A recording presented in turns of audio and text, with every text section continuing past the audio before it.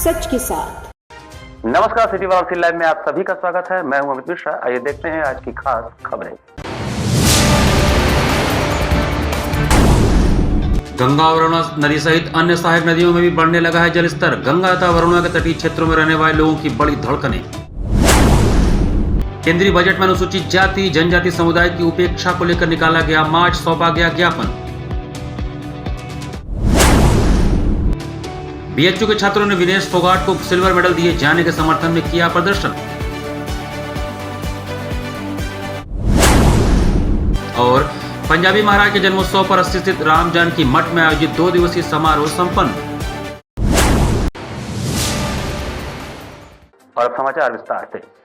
विनेश फोगाट को silver medal दिए जाने के समर्थन में काशी विश्वविद्यालय के छात्रों ने प्रदर्शन किया। काशी विश्वविद्यालय के छात्रों ने विनेश फोगाट को सिल्वर मेडल दिए जाने के समर्थन में बीएचयू गेट पर प्रदर्शन किया।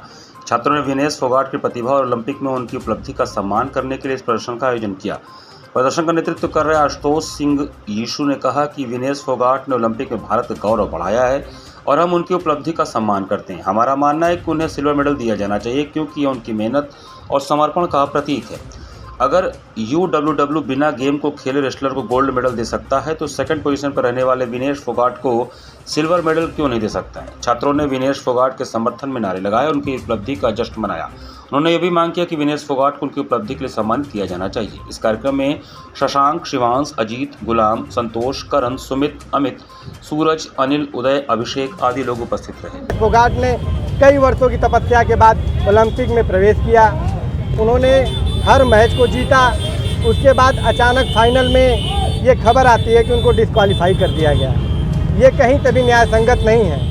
आज हम लोग काशी में काशी हिंदू विश्वविद्यालय के सिंह द्वार पे बीएचयू के छात्रों के द्वारा इंटरनेशनल ओलंपिक कमेटी से ये मांग करते हैं कि अगर आप बिना मैच खेले आप गोल्ड मेडल दे सकते हैं तो विनेश फोगाट जी को आप सिल्वर मेडल क्यों नहीं दे सकते हैं। सेकंड पोजीशन पे वो रहीं, रनर अप रहीं और जो भी नियम कायदे कानून का आप हवाला दे रहे हैं तो वो नियम कायदे कानून तब बने थे जब ओलंपिक शुरुआत हुई थी। ओलंपिक की शुरुआत हुई, तमाम चीज़ें आई, तमाम व्यवस्थाएं आई, तमाम टेक्नोलॉजी आई, लेकिन समय के साथ उसमें सुधार नहीं किया गया।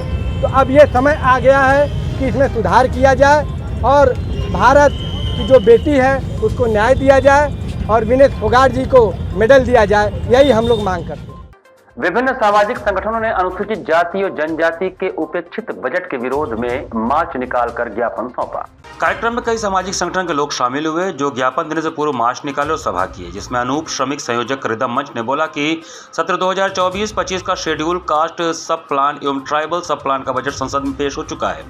वर्ष 2024-25 का केंद्रीय बजट 48,20,500 करोड़ रुपए हैं, जिसमें से 1,65,493 करोड़ रुपए 3.43% अनुसूचित जाति के लिए है और 1,32,214 करोड़ रुपए 2.74% अनुसूचित जनजाति के लिए आवंटित किए गए हैं। जबकि अनुसूचित जाति और अनुसूचित जनजाति की योजनाओं के अनुसार उन्हें क्रमशः 7,95,384 और 3,55,281 करोड़ रुपए आवंटित करना चाहिए था। केंद्रीय बजट ने जनसंख्या के अनुसार बजट आवंटित करने में बड़ी असफलता दिखाई और इससे स्पष्ट होता है कि केंद्र सरकार को अनुसूचित जातियों और अनुसूचित जनजातियों की सामाजिक सुरक्षा एवं विकास की चिंता नहीं है। गोंडवाना गणतंत्र पार्टी के युवा मोर्चा प्रदेश अध्यक्ष सुखू मरावी ने बोला कि अनुसूचित जातियों और अनुसूचित जनजातियों के कल्याण के लिए योजनाओं के नाम पर सरकार कारपोरेट जगत का हित कर रही है। इस केंद्रीय बजट में केंद्र सरकार ने अनुसूचित जाति और अनुसूचित जनजाति के कल्याण के लिए बनाई जाने वाली योजनाओं की जगह अन्य क्षेत्रों में पैसे आवंटित कर दिए और अनुसूचित जाति उपयोजना एवं अनुसूचित जनजाति योजना की मूल आत्मा के साथ खिलवाड़ किया है। उत्तर प्रदेश स्थानीय निकाय एवं राज्य सरकारी संघ के अध्यक्ष सोनचंद वाल्मीकि ने कहा कि राष्ट्रीय मैकेनाइज्ड सफाई कार्यक्रम जैसी योजनाओं को 236.99 करोड़ रुपए का विशाल बजट दिया गया है, जो केवल कारपोरेट्स को पैसे देने के लिए एक प्रतीकात्मक व्यवस्था है, जिसका मौजूदा सफाई कर्मचारियों के पुनर्वास से कोई लेना देना नहीं है। बोधि मानव कल्याण समिति के संयोजक डॉक्टर ब्रजेश भारती ने कहा कि मौजूदा केंद्र सरकार ने कैसे अनुसूचित जाति उपयोजना एवं अनुसूचित जनजाति योजना के बजट को अनुचित रूप से अन्य गैर जरूरी कामों में आवंटित किया है और भारतीय संविधान का उल्लंघन किया है, जिसमें दलित आदिवासी के बजट से कभी हजारों लाखों करोड़ रुपए प्रयागराज कुंभ में मेट्रो ट्रेन निर्माण में, गौशाला, गौ सेवा केंद्र निर्माण में, बिहार में पुलिस थानों के निर्माण आदि अन्य मदों में बजट को खर्च किया जा रहा है। मार्च सभा में मुख्य रूप से अनूप श्रमिक, डॉक्टर आनंद तिवारी, नंदलाल मास्टर, जागृति राही, अनिल कुमार, जीरा कुमारी, रमेश कुमार, गोरखनाथ, सचिदानंद पटेल, महेंद्र कुमार, रत्ना देवी, प्रेम कुमार नट, चहेटू गोंड, महेंद्र कुमार, जुबेर खान बागी, करीम रंगरेज, संतोष पटेल, राजकुमार गुप्ता आदि उपस्थित रहे। हम लोग इन सवालों को लेके महामहिम से को ज्ञापन देने जा रहे हैं। जैसा कि ये बताऊंगा कि भारत के 5 राज्यों में ये स्पेशल कंपोनेंट प्लांट जो योजना था वो कानून बन चुका है। तेलंगाना सरकार ने पिछले वर्षों में 17,000 एकड़ भूमि हजारों हजार परिवारों को इस बजट से, स्पेशल कंपोनेंट प्लान के बजट से खरीद के दिया। तो जब एक राज्य अगर ऐसा कर सकता है तो भारत के तमाम भूमिहीन दलित आदिवासियों को ये सरकार हमारे बजट से पैसा से खरीद के क्यों नहीं देती। साथ में हम राष्ट्रपति महोदय से ये भी मांग करेंगे कि ये जो योजना है SC/ST सब प्लान का, उसको कानून का दर्जा बनाया जाए और उसको दर्जा बनाने के बाद एक स्वतंत्र मंत्रालय हो जो अनुसूचित जाति के विकास के लिए हो। तीसरा, जो हमारे बजट को 45 विभागों के माध्यम से दिया जा रहा है वो उसके माध्यम से दिया जाए। तो ये तमाम और भी सवालों के साथ आज राष्ट्रपति महोदया को भारत के 20 राज्यों में हम एक साथ ज्ञापन देने का काम कर रहे हैं और ये अभियान national campaign for social justice के तरफ से एक साझा अभियान हम में उतरे हैं और साझा एक साथ मिलकर हम महामहिम को ये ज्ञापन देने जा रहे हैं। नमामि गंगे ने वेद पाठी बटुकों के साथ मिलकर गंगा स्वच्छता और पॉलिथीन के खिलाफ जागरूकता अभियान चलाया। गंगा स्वच्छता और पॉलिथीन के खिलाफ चलाए जा रहे जन जागरूकता अभियान के तहत गुरुवार को नमामि गंगे ने वेद पाठी बटुकों के साथ लोगों को सजग किया। नमामि गंगे के सदस्यों ने महर्षि योगी विद्याश्रम सिद्धेश्वरी के बटुकों के साथ पॉलिथीन से होने वाले नुकसान के साथ ही गंदगी को रोकने की अपील की। उन्होंने कहा कि पॉलिथीन के इस्तेमाल को बंद करके हम काशी को और गंगा को स्वच्छ बना सकते हैं। काशी और उसकी आत्मा गंगा को पॉलिथीन मुक्त कराने को लेकर कपड़े के झोले का वितरण किया गया। नमामि गंगे काशी क्षेत्र के संयोजक राजेश शुक्ला ने कहा कि पर्यावरणीय साक्षरता की इस मुहिम से जुड़ना और अन्य लोगों को अपने साथ जोड़ते जाना प्रत्येक नागरिक की जिम्मेदारी है। उन्होंने बताया कि पॉलिथीन को पूरी तरह से छोटे टुकड़े में तब्दील होने में सैकड़ों वर्ष का समय लगता है। प्लास्टिक बैग्स बहुत से जहरीले केमिकल्स से मिलकर बनते हैं। इसमें जाइलिन, इथिलीन ऑक्साइड और बेंजीन जैसे केमिकल्स का इस्तेमाल होता है। इन केमिकल से बहुत सी बीमारियां और विभिन्न प्रकार के डिजास्टर्स होते हैं। प्लास्टिक के केमिकल पर्यावरण के लिए भी बेहद हानिकारक होते हैं, जिसमें इंसान, जानवरों, पौधों, सभी जीवित चीज़ों को नुकसान पहुंचता है। पॉलिथीन को जलाने और फेंकने पर जहरीले केमिकल्स का उत्सर्जन होता है, जिनसे स्वास्थ्य और पर्यावरण को बहुत हानि पहुंचती है। आयोजन में प्रमुख रूप से नमामि गंगे काशी क्षेत्र के संयोजक राजेश शुक्ला, महर्षि योगी विद्याश्रम के वेद पाठी बटुक आचार्य राकेश मिश्रा, प्रभारी सीमंत केसरी स्वाइन, सुनील श्रीवास्तव आदि उपस्थित रहे। यही संदेश ये वेद पाठी बटुक दे रहे हैं कि हमें अपने साथ झोले लेकर चलना है। कोई भी सामान हम खरीदने जाएं, सब्जी लेने जाएं, अपने किराने का सामान लेने जाएं, तो हम झोला लेकर जाएं। यह संदेश इन वेद पाठी बटुकों ने आज इस योगी महर्षि विद्याश्रम में दिया है और नमामि गंगे की ओर से इनको कपड़े के झोले का वितरित किया गया है। काशी में गंगा के जलस्तर में जारी बढ़ाव के चलते अब गंगा चेतावनी बिंदु से मात्र 1 मीटर नीचे बह रही है। काशी में गंगा के जलस्तर में बढ़ाव लगातार जारी है। गंगा का जलस्तर धीरे धीरे चेतावनी बिंदु करीब पहुंचने वाला है। गुरुवार की सुबह जलस्तर 69.2 मीटर रिकॉर्ड किया गया। गंगा का जलस्तर का जल चेतावनी बिंदु से मात्र 1 मीटर नीचे बह रहा है। गंगा के जलस्तर में लगभग 1 सेंटीमीटर प्रति घंटा की रफ्तार से लगातार वृद्धि हो रही है। ऐसे में जल्द ही पानी चेतावनी बिंदु तक पहुंचने की आशंका जताई जा रही है। गंगा के जलस्तर में जैसे जैसे वृद्धि हो रही है वैसे वैसे वरुणा में भी पानी बढ़ रहा है। वहीं तटवर्ती इलाकों में दुश्वारी बढ़ गई है। गंगा का जलस्तर बढ़ता हुआ देखकर प्रशासन भी अलर्ट मोड में है। गंगा के जलस्तर की निगरानी की जा रही है। वहीं तटवर्ती इलाके में लोगों को सचेत किया जा रहा है। वहीं बात अगर की जाए लंका थाना अंतर्गत सामने घाट मारुति नगर की, तो यहाँ गंगा के जलस्तर बढ़ने से नाले में भी पानी बढ़ने लगा है। पानी बढ़ने के साथ नाले के आसपास रहने वाले लोगों की धड़कनें भी तेज होने लगी हैं। वहीं लोग पलायन की सोचने लगे हैं। आशंका जताई जा रही है कि 1-2 दिन में पानी लोगों के घर के आसपास लग जाएगा। मारुति नगर में रहने वाली नन्ही देवी ने कहा कि हर साल गंगा जलस्तर बढ़ने के साथ ही नाले का पानी हम लोगों के घरों के आसपास लग जाता है, तब लोगों को निकलने में दिक्कत होने लगती है। वहीं इससे विभिन्न प्रकार के रोग भी फैलने लगते हैं। मारुति नगर के ही रहने वाले घनश्याम दुबे ने कहा कि जब गंगा का जलस्तर बढ़ता है तो यहाँ का नाला ओवरफ्लो कर जाता है और नाले का पानी हम लोगों के आसपास भर जाता है, जिससे आने जाने में भी दिक्कतें होने लगती हैं। इसके साथ ही खाने पीने की वस्तुएं लेने में समस्याएं होने लगती हैं। अभी तो डर बना हुआ है कि हम लोगों को कब यहाँ से पलायन करना पड़ जाए। उन्होंने यह भी आशंका जताई कि 1-2 दिन में यह नाले का पानी हम लोगों के घरों के आसपास पहुँच जाएगा, जिससे रास्ते बंद हो जाएंगे और हम लोगों का निकलना भी मुश्किल हो जाएगा। पर्वतीय इलाकों में बारिश के चलते गंगा का जलस्तर बढ़ रहा है। गंगा के जलस्तर में पिछले 5 दिनों से लगातार वृद्धि हो रही है। जलस्तर में वृद्धि का दौर गुरुवार को भी जारी रहा। गुरुवार की सुबह 9.99 मिलीमीटर प्रति घंटा की रफ्तार से पानी बढ़ रहा था। मंगलवार और बुधवार को रफ्तार तेज थी, इसलिए गंगा में तेजी से पानी बढ़ा। वाराणसी में गंगा का चेतावनी बिंदु 70.262 मीटर है और खतरे का बिंदु 71.262 मीटर है। गुरुवार की सुबह जलस्तर अब चेतावनी बिंदु से मात्र 1 मीटर नीचे रहा। ऐसे में सावधानी बरती जा रही है। वहीं जल पुलिस और एनडीआरएफ लोगों को अभी से सुरक्षित स्थान पर पहुंचने की अपील कर रहा है। गंगा का पानी घाटों पर चढ़ने लगा है। वहीं ग्रामीण इलाकों में गंगा के जलस्तर का असर देखने लगा है। घाटों पर पानी चढ़ने के चलते दुश्वारियां बढ़ गई हैं। गंगा आरती का स्थान 5 बार बदलना पड़ा है।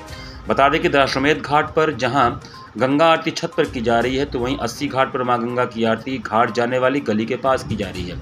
जैसा कि पहले ही बता चुके हैं कि काशी में 2 महाश्मशान हैं, जिनमें पहले मणिकर्णिका महाश्मशान और दूसरा हरिश्चंद्र महाश्मशान है। गंगा के जलस्तर बढ़ने से इन दोनों महाश्मशान का स्थल बदल गया है। मणिकर्णिका महाश्मशान पर छत पर चिताएं जलाई जा रही हैं, तो वहीं हरिश्चंद्र महाश्मशान पर गली में शवदाह किया जा रहा है।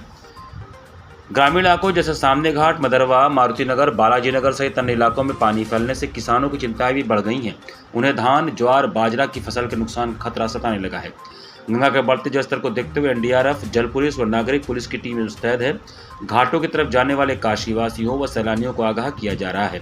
जलस्तर की निगरानी की जा रही है। केंद्रीय जल आयोग की ओर से गंगा और वरुणा के आसपास रहने वाले लोगों को भी जिला प्रशासन सूचना भेजकर अलर्ट किया गया है, ताकि लोग अभी से सुरक्षित स्थान ढूंढ लें और भविष्य में होने वाली दिक्कतों से बचा जा सके। यहाँ तो सालों साल से यहाँ पानी का जल जमाव रहता है।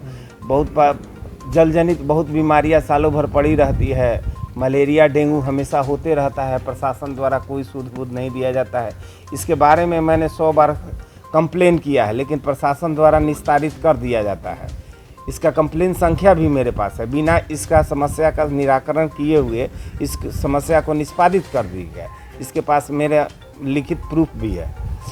तो क्या लग रहा है, अभी गंगा का जो जल स्तर बढ़ रहा है तो ये पानी यहाँ पे बढ़ रहा है? हाँ, पानी बढ़ रहा है। तो क्या लग रहा है आगामी दिनों में किस तरह की? आगामी दिनों में यहाँ बाढ़ यूर आता ही है, हर एक साल आता है।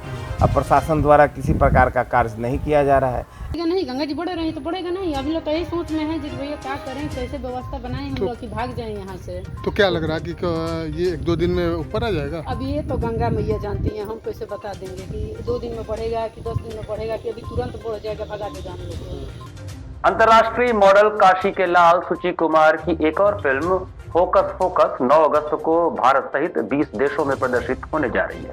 हॉलीवुड, बॉलीवुड कलाकार, फैशन उद्योग में चर्चित अंतर्राष्ट्रीय मॉडल काशी के लाल सुचि कुमार की एक और फिल्म होकस पोकस 9 अगस्त शुक्रवार को नागपंचमी के दिन भारत सहित 20 देशों में प्रदर्शित होगी। इसके बाद गुमनाम स्वतंत्रता सेनानियों की गौरव गाथाओं पर फिल्म बनाई जाएगी। प्रख्यात अभिनेता अमिताभ बच्चन बिरसा मुंडा पर पोस्टर लॉन्च कर चुके हैं। उन्हीं की गौरव गाथा पर उनके द्वारा लिखित पुस्तक धरती आबा का आज विमोचन हुआ है। यह जानकारी बृहस्पतिवार को सिगरा स्थित आईपी मॉल में फिल्म के प्रीमियर शो से पूर्व आयोजित समारोह में सुचि कुमार ने दिया। उन्होंने बताया कि इस फिल्म में बुरे काम का बुरा नतीजा की नसीहत दी गई है। फिल्म में भरपूर मनोरंजन है, जिसकी अनुभूति पर्दे के सामने बैठकर देखने से ही की जा सकती है। इसके पूर्व प्रदर्शित उनकी फिल्में blockbuster mission the last war, कहानी गुड़िया की, family ties of blood, I am in love, London वाली से नेह लगौली की उल्लेखनीय सफलता के लिए दर्शकों के प्रति सुचि कुमार ने कृतज्ञता व्यक्त की और बॉलीवुड के दिग्गजों अमिताभ बच्चन व अक्षय कुमार के प्रति विशेष आभार व्यक्त किया, जिन्होंने अपने साथ उन्हें स्क्रीन में साझा करने का अवसर दिया। उन्होंने राष्ट्रीय चैनल MBC 1 के चेयरमैन व उनकी टीम के प्रति भी आभार व्यक्त किया, जिन्होंने उनकी अपनी प्रतिभा निखारने का अवसर दिया। उन्होंने बताया, मुझे एक अच्छा मॉडल बनाने, ब्यूटी क्वीन ऑफ मॉरिशस के मेजबान के रूप में परफेक्ट प्लेयर शो में दर्शकों का दिल जीतने का मौका मिला। द बुल के MD मनीष श्रीवास्तव ने अतिथियों का स्वागत किया। कार्यक्रम का संचालन उत्तर प्रदेश जर्नलिस्ट एसोसिएशन के अध्यक्ष, वाराणसी विकास समिति के सचिव राजेंद्र कुमार दुबे ने किया व आभार प्रकाश कविता ने किया। फिल्म होकस पोकस का प्रमोशन चल रहा है और ये पहली हिंदुस्तान की फिल्म है जिसको एक साथ इंटरनेशनल 42 अवार्ड मिले, नॉट इन इंडिया ओनली। केवल बाहर के देशों ने 42 इंटरनेशनल अवार्ड मिले और इसकी पहला पोस्टर लॉन्च श्री अमिताभ बच्चन जी ने, पुष्कर सिंह धामी जी ने और मुकेश खन्ना जी ने बॉम्बे में किया। और बहुत ही सॉलिड सोशल मैसेज है फिल्म के अंदर, क्योंकि कहानी कहीं से कोई कॉपी पेस्ट नहीं है, बिल्कुल अलग तरीके की स्टोरी है और पूरी पैसे की वसूली है फिल्म के अंदर विद स्ट्रॉन्ग सोशल मैसेज। क्या मैसेज दिया गया यूथ को ये बोला गया है कि भाई आप कोई भी गलत काम मत करो, चाहे वो डकैती हो, चाहे वो रेप हो, चाहे वो कोई भी हो, इन द एंड आपको पुलिस की गोली से मरना है, गलत काम का अंजाम गलत ही होता है। ये एक सॉलिड सोशल मैसेज है फिल्म के अंदर। यहाँ पर वक्त चला छोटे से ब्रेक का। बने रहिए सिटी वाराणसी लाइव के साथ। वाराणसी लाइव, सच के साथ। स्वामी हरसिवानंद पब्लिक स्कूल छात्र छात्राओं हेतु वातानुकूलित छात्रावास की सुविधा, हरतिमा युक्त खेल का मैदान, इंडोर गेम आउटडोर गेम की सुविधा, जिम, योगा, ध्यान की विशेष कक्षा, एनसीसी एबीसी सर्टिफिकेट तथा करियर काउंसलिंग की सुविधा, विज्ञान कला तथा कॉमर्स के साथ वैकल्पिक विषयों की एक लंबी श्रृंखला, कम फीस में उत्कृष्टतम अध्ययन की व्यवस्था, शहर के सभी क्षेत्रों में बस की सुविधा, विज्ञान, कंप्यूटर तथा सभी आधुनिकतम प्रयोगशाला उपलब्ध, audio video classes. Swami Harsivanand public school and hostel, शिक्षण समूह शाखाएं Garhwa Ghat, Ramna, Varanasi. Phone number 9554995413, Jagatganj Varanasi. Phone number 7408457111, Vanpurwa, Ramna, Varanasi. Phone number 9554955412, railway station road, Churk, Sonbhadra. Phone number 7081109710, Marsara, Ghorawal, Sonbhadra. Phone number 955496319495 एवं स्वामी हरसिवानंद महाविद्यालय, Churk, Sonbhadra. Phone number 7081109711। Varanasi live, सच के साथ। ब्रेक के बाद आपका स्वागत है। श्रावण मास के तीसरे गुरुवार को श्री देवगुरु बृहस्पति का जल विहार श्रृंगार किया गया। श्रावण मास के तीसरे गुरुवार को भी श्री देवगुरु बृहस्पति का जल विहार फल श्रृंगार किया गया, जिसमें बाबा की दिव्य झांकी सजाई गई।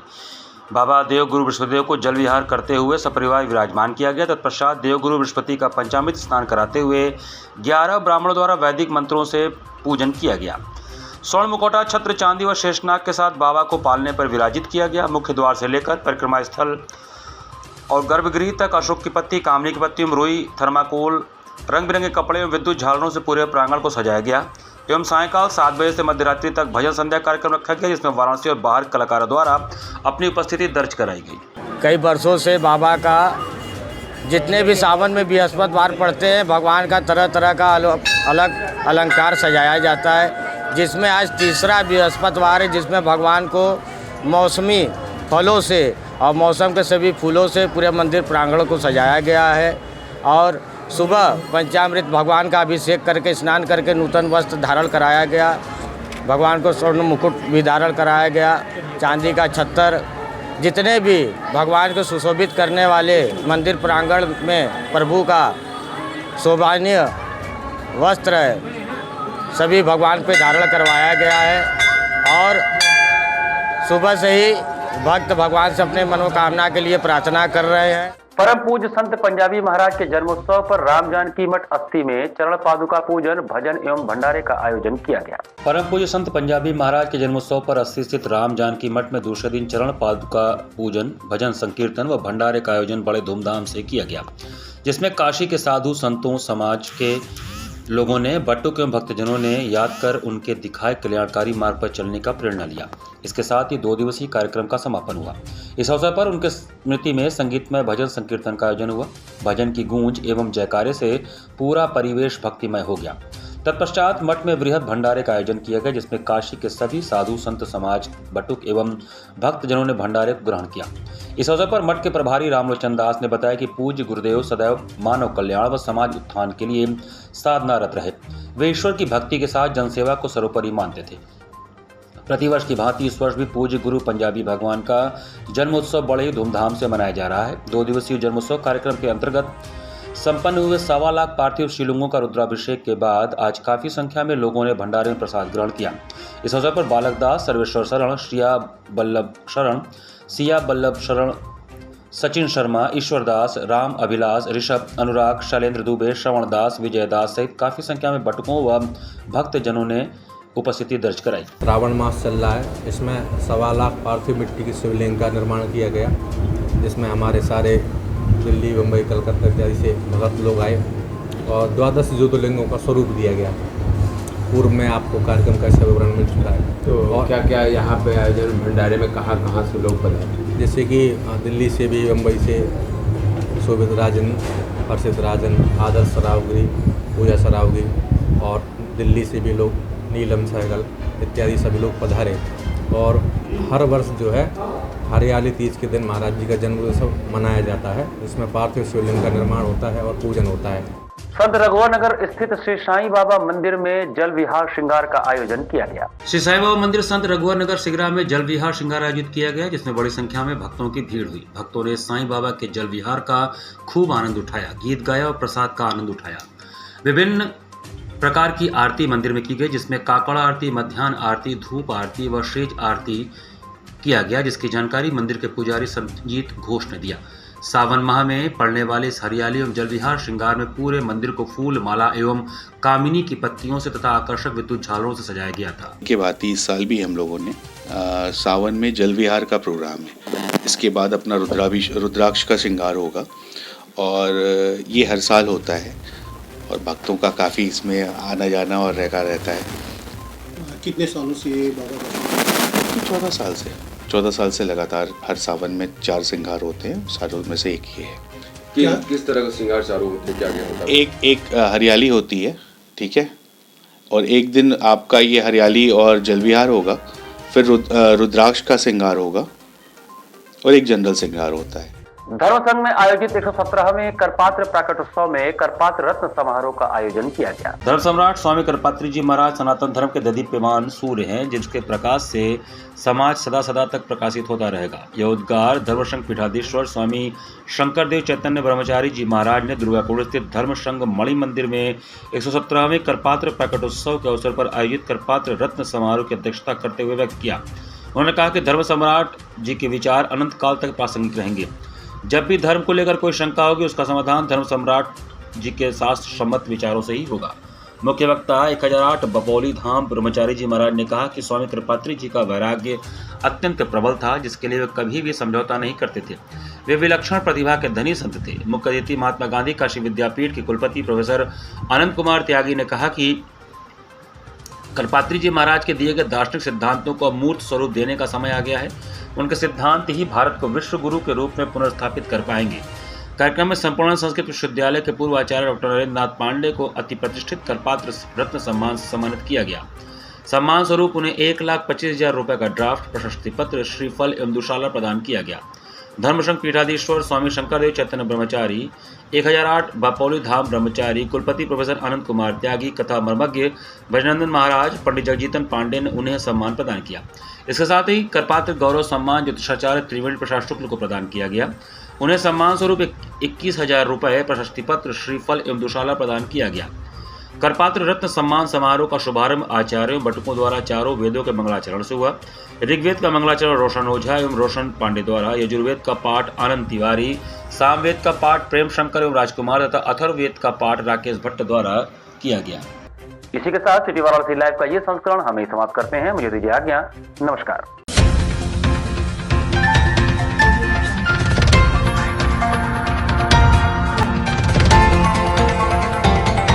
वाराणसी लाइव, सच के साथ।